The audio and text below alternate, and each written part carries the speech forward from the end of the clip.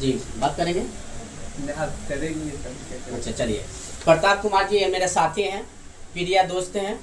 आए थे कि चलिए आपके गांव में बने हैं एसडीएम, मिल लेते हैं, तो बोले आइए, बगल का ही है, मेरा घर बगल में ही है। ये आए हैं रहुआ से। बाकी बात करके ठीक लगा, कोई दिक्कत नहीं है ना?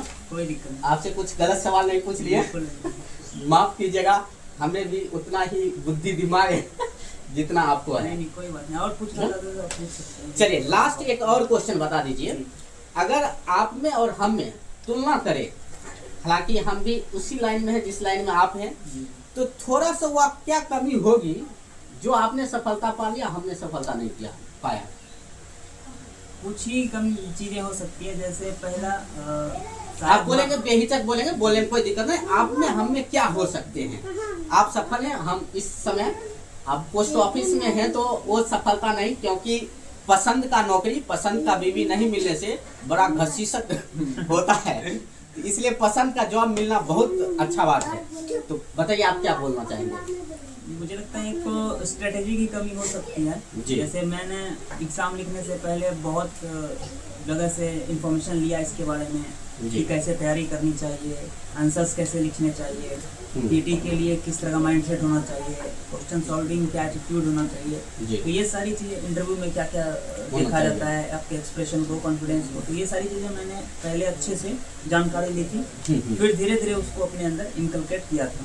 तो एक तो ये हो सकता है कि स्ट्रेटेजाइज सही से नहीं कर पा रहे होंगे बाकी लोग। दूसरी मुझे लगता है पेशेंस बहुत लोगों में नहीं होता है। एक अटेम्प्ट देते हैं, 2 अटेम्प्ट देते हैं, फिर उन्हें लगता है कि नहीं हो पाएगा, तो किसी और करियर ऑप्शन में चले जाते हैं। मेरा शुरू से ही था कि नहीं, सिविल सर्विस ही करना है, तो मैं इसी को लेके चल रहा था, अपने आप को डिस्ट्रैक्ट नहीं होने दे रहा था। अच्छा। जिस वजह से मेरा फोकस ठीक ठाक रहा इसी पे और मेरी सफलता मिली। अच्छा चलिए, आपको बहुत बहुत बधाई हो।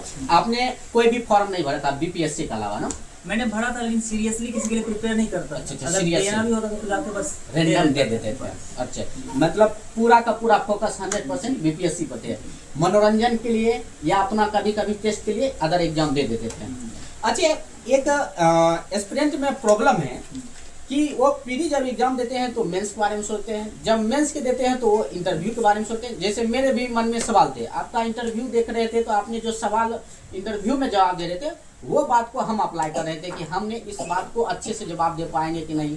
हालांकि हमने पीडी भी अभी नहीं लिखा, नहीं दिया, मेंस भी नहीं, तो ऐसा मन में चल रहे हैं। और वो एस्पिरेंट के मन में तो क्या इस पर कहना चाहेंगे, उसको किस प्रकार के विचार प्रिपरेशन के दौरान रखना चाहिए?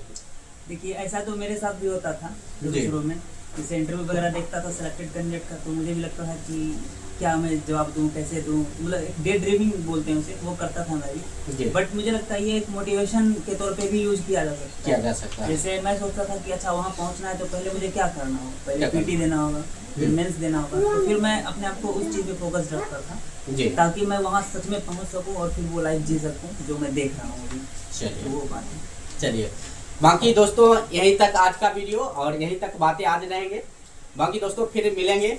अब इस वक्त हम लोग मौजूद अपना गांव में हैं, और हम लोग भी ड्यूटी से आए हैं छुट्टी में, हम लोग को भी निकलना है।